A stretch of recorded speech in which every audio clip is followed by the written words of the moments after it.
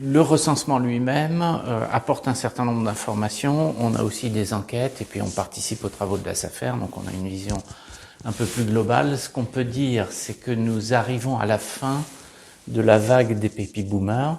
Donc dans les 5 ans qui viennent, on a encore beaucoup d'exploitants âgés qui vont partir à la retraite. Les 5 ans suivants, ça sera plus du tout le cas. Enfin, ce sera beaucoup moins le cas. Donc on aura rééquilibrer la pyramide avec le départ des plus anciens. Mais on est dans cette fin de cycle. Quand on dit qu'on perd 19 000 exploitations, en fait on perd beaucoup de petites exploitations, de micro-exploitations, c'est-à-dire des exploitations qu'on pourrait qualifier de pas professionnelles. Et en fait sur les 19 000 que l'on perd, on en perd 9 000. Ces 9 000 sont des micros et 6 000 sont des petites. On a la fameuse règle des 3 tiers. Un tiers des exploitants sait ce qu'il va faire. Dans ce tiers-là, il y en a un quart qui va transmettre l'exploitation et 6% qui va accepter de céder son exploitation à l'agrandissement. Et les 2 autres tiers, c'est soit des gens qui vont rester, ils savent qu'ils vont rester dans les 5 ans qui viennent, soit des gens qui ne savent pas ce qu'ils vont faire. Et ça, on retrouve ça partout. Ce qu'on voit aussi, c'est que les nouveaux installés, pour la première fois, dans certaines productions, s'installent avec des surfaces inférieures aux gens qui le remplacent. Avant, on avait une croissance continue des surfaces. Là, on voit qu'on a des petites surfaces qui s'installent, et c'est notamment le cas du maraîchage. Il y a un poids très important, finalement, de l'installation en maraîchage. La tendance lourde, c'était des exploitations plus grandes avec moins d'élevage. La nouveauté, c'est les petites exploitations avec maraîchage qui s'installent. Et au total, on est à peu près dans la même tendance que le national sur ces 2 événements. Plus l'exploitation est petite au niveau économique, et plus il y a d'incertitudes, et moins la succession semble avoir été préparée. En tout cas, c'est ce qui ressort des réponses. Et à contrario, plus on est sur des formes sociétaires, plus l'exploitation est importante au niveau économique, et plus le taux de réponse sur la succession est important, et moins le taux d'incertitude sur le je ne sais pas est faible. Donc là aussi, il y a quand même des éléments à prendre en compte. Vu la quantité encore importante d'exploitations qui vont être cédées, même si souvent c'est des toutes petites exploitations, mais ça fait quand même pas mal d'hectares dans les 5 ans qui viennent qui vont arriver sur le marché, encore moins qu'avant. Il ne doit y avoir de problème pour installer un jeune. Il y a du disponible pour l'installation. Tout jeune qui veut s'installer doit pouvoir, grâce à la SAFER, trouver une solution. La question de l'accès au foncier est une question majeure et assez centrale dans ce défi qui est à relever. Malgré tout, ce n'est pas simplement la question foncière qui explique un déficit d'arrivée dans le métier.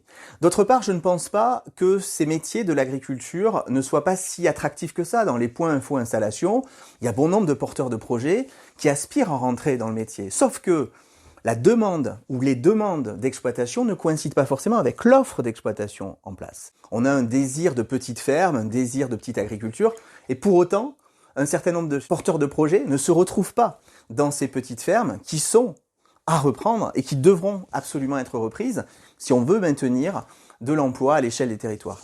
L'un des enjeux pour la région Aquitaine, c'est d'arriver à penser la coexistence des différentes formes d'organisation de la production agricole. L'activité agricole, de toute façon, est plurielle. Elle renvoie à des projets, à la fois de vie, des projets économiques qui sont immanquablement différents les uns les autres et qui renvoient à des tailles de structures d'exploitation qui sont parfois différentes. Donc, l'enjeu et le défi pour les politiques publiques et des structures et des organisations comme les SAFER, c'est d'arriver à faire tenir l'ensemble de ces structures d'exploitation, quels que soient les modèles.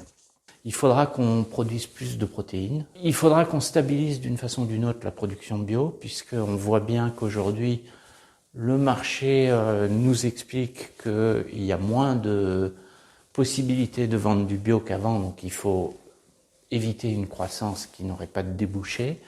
Et il faut aussi s'adapter à la demande croissante de circuits courts, de vente directe. Depuis maintenant plusieurs années, la viande ovine se vend bien, se vend très bien. il faut qu'on arrive à faire des installations en viande ovine. Et ce qui en ressort, finalement, c'est qu'il y a très très peu de gens qui se voient céder leur exploitation à l'agrandissement. C'est-à-dire qu'il y a beaucoup de gens qui vont accepter de pas vendre l'exploitation le prix qu'ils voudraient, pourvu qu'elle soit transmise et qu'elle puisse faire vivre un jeune. Et parce que ça garde la valeur patrimoniale de l'entreprise. Il faut faire confiance à des humains pour gérer ce marché plutôt que laisser faire le marché. On voit que certaines structures d'exploitation aujourd'hui peuvent apparaître comme intransmissibles parce que la structure capitalistique est très importante, et d'autre part, surtout parce que l'agriculture est une affaire de famille de plus en plus complexe, et qu'un certain nombre de chefs d'exploitation ont de plus en plus de difficultés, quand ils décident de reprendre une exploitation, à faire admettre que c'est le projet économique qui prévaut sur le projet patrimonial. Et ce qui est très intéressant, c'est de constater que dans la région Nouvelle-Aquitaine, les dynamiques peuvent être contrastées d'un département à l'autre.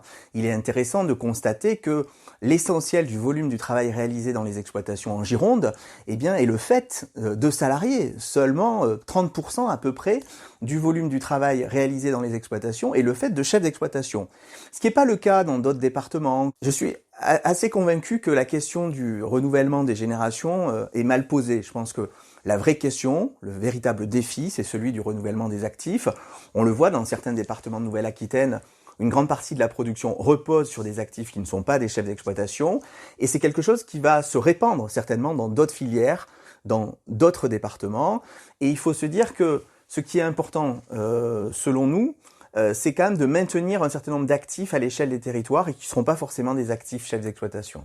Afin de pouvoir renouveler les actifs à l'échelle des territoires comme ceux de la Nouvelle-Aquitaine, il faut prendre conscience aussi que les exploitations ne sont pas simplement des lieux dans lesquels on va mettre ses pas dans les pas soit de ses parents, soit du repreneur.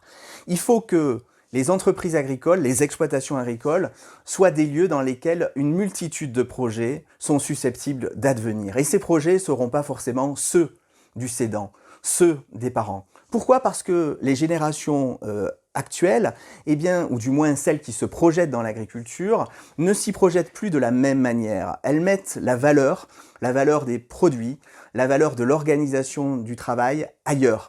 Elles ne les mettent pas forcément, ces valeurs, au même endroit que les parents ou que les cédants. Donc ça, je pense qu'il faut quand même admettre que les exploitations agricoles ne sont pas regardées de la même manière qu'hier.